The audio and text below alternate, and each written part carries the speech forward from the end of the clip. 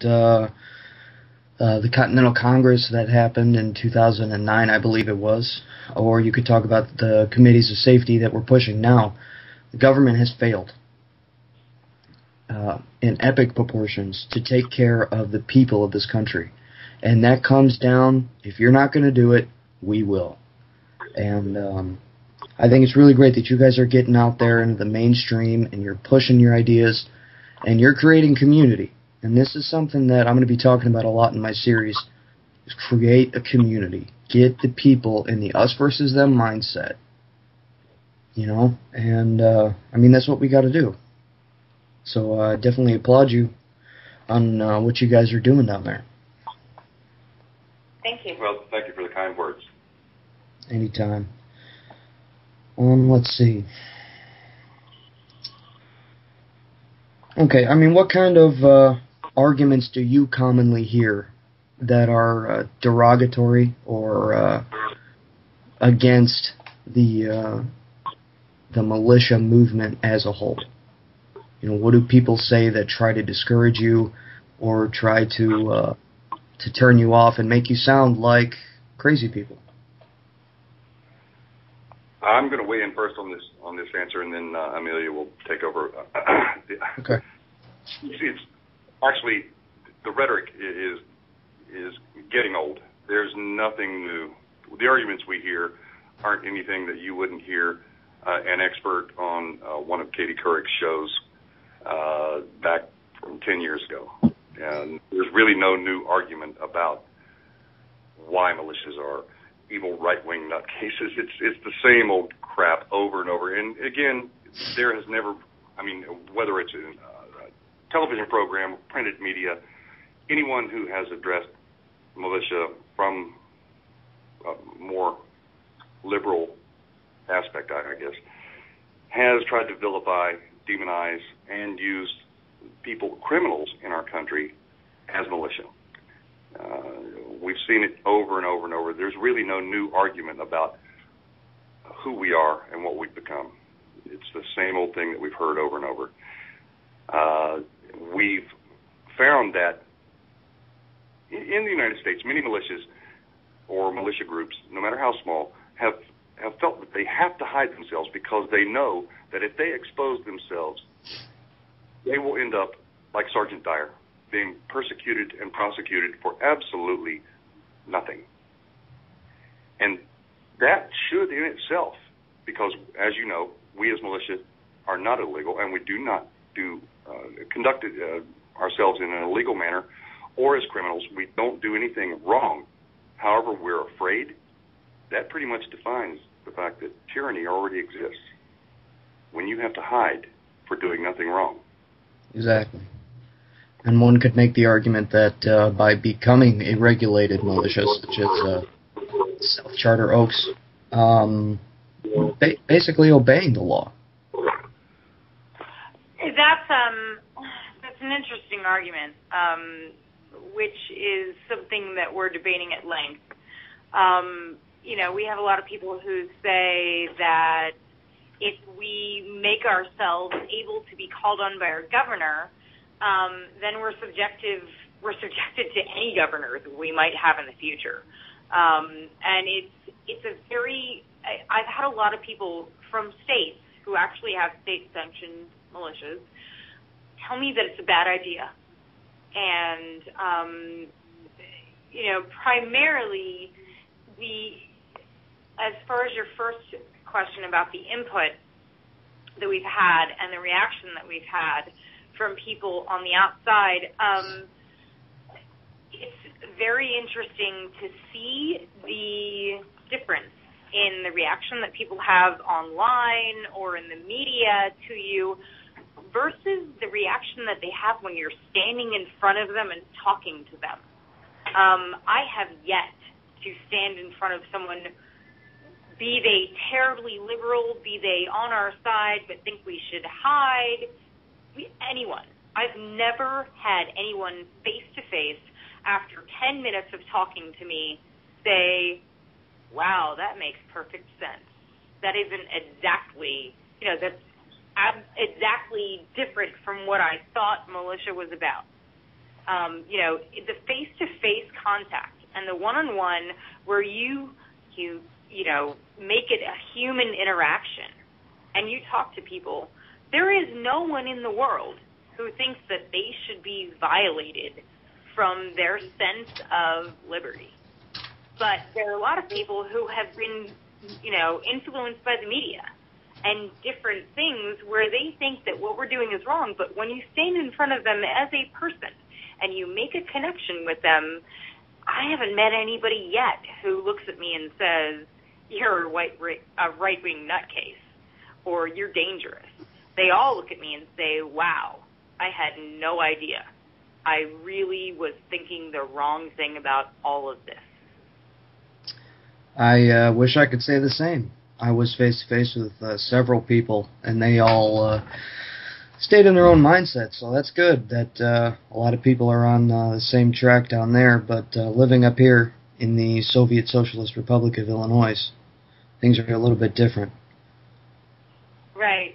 Well, Florida's an interesting dynamic because we have a lot of transigents and a lot of retirees, but we just elected a Republican governor who really, really wants to change the status quo. So obviously Florida is a state that, we would be more accepted in. Yeah. Yeah, that's a good point. Has anybody else joined you now, or is it still just you two on there? Let me go out and fetch them. We're at a VFW hall. Okay. At the moment, we were at a campsite that had no reception. We were in Charles earlier today and last night, and so we're hanging out in a private room in the VFW hall, so we can do this. So we got to go. White Owl just left to go bring them in. So, and here's Charles. Hello. Hi. Welcome to the Armory. Thanks for joining me. This is Charles. Yes, sir. Honor to speak with you, man. How you doing tonight? I am doing absolutely wonderful with Amelia and her group here. They're taking great care of me. Okay. So, from what I understand, there's a rally going down in Oklahoma. Is that correct? There's a rally going down in Oklahoma? No. There's a little meet and greet that we're doing right now. Oh, okay. Well, I just had Amelia and Darren speak a little bit about what they're doing down there. If you could weigh in just a little bit on what's going on, what kind of things that you're doing with yourself right now, and what kind of things that you're doing to better the movement. At the moment, I'm pretty much just surviving until my trial next month. That's pretty much it. All right. Fair enough. Well, I'm pretty sure there's nobody who hasn't heard of you. So, once again, it's real great to have you on. I appreciate it. Thank you. I definitely appreciate the honor to come on your show. All right. I was speaking with, Amelia on this MTV show that they're working on. And they both agreed that, in order to gain public support, there's a certain mindset that you need to instill in the people, an us versus them mindset. Us being constitutionalists and guardians, and them being anybody, including the government, standing in the way of our liberty, constitutional guaranteed freedoms. And I was wondering if you agreed with that, if that's the kind of mindset we need to do. And if you do, what kind of things you plan on doing to help instill that? I really hate the us versus them. I really do. It should be Americans, period. I mean, if it has to resort to people that are against the Constitution and people that are for it, so be it. That's an us versus them. But I really hate the us versus them.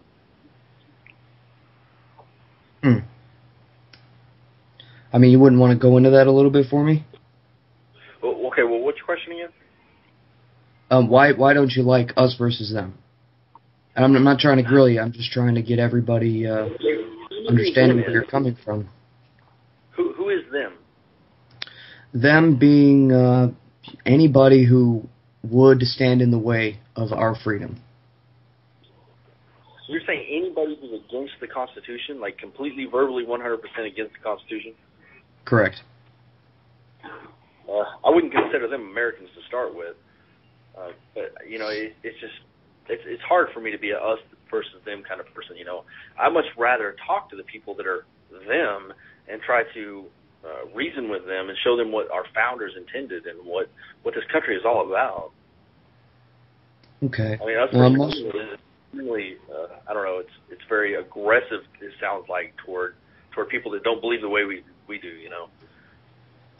Oh, I mean, I don't believe it's meant to be aggressive or derogatory, you know, us versus them, kind of creating a community, you know, of people who are going to defend each other and defend our freedoms. You know, them could be a foreign government that would come here to try and take our liberty, or it could be...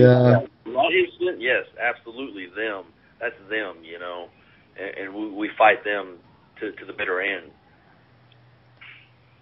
I mean, them could also be, you know, that FEMA agent who was speaking with county deputies and firefighters, saying that the founding fathers were terrorists and beheading people who didn't believe what they did. You know, what about them? I would consider that a them, I guess. Yeah. I mean, I can't deny the fact that there are people out there that. And that's kind of come from an ignorance, from not understanding what the founding fathers really intended. I mean, you're talking about calling the founding fathers terrorists. I mean, they understand what the founding fathers meant to start with. I mean, theoretically, if that's a fact, and they absolutely are against it, yeah. I mean, I have to agree that that's for them. Okay. Well, just a couple more things. So this is Darren. I want to make sure that I didn't misrepresent myself in my earlier statements. At no time did I ever mean to indicate that we had an us versus them mentality. I was actually trying to make you understand that if there is someone who does not understand what we're about and could possibly be defined as an us, then what our intentions are is to educate them and inform them of who we are. Never to stand against them. Okay, yeah, I'm just trying to just have a few questions that I wanted to ask everybody. I don't believe that you're misrepresenting yourself at all. Any of the questions that I ask you tonight, I'm not meaning to attack anybody or to be derogatory. I'm just trying to better understand your thoughts myself and to help everybody else understand where y'all are coming from.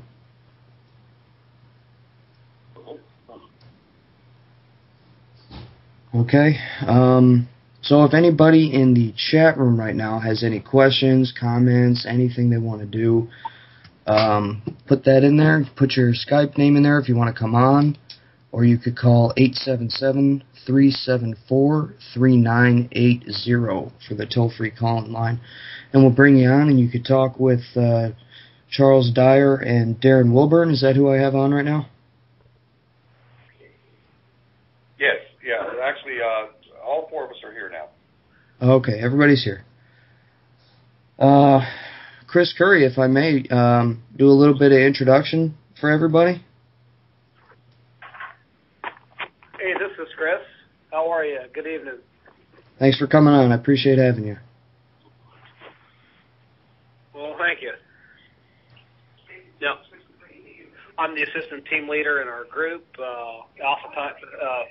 fire team leader, and been actively involved for probably more than a year, but been kind of studying what's been going on for probably 20 plus years, and it just got to the point where it seemed like you need to get serious about what's going on in this country. Yeah, man. Dire straits. It's now or never. I believe that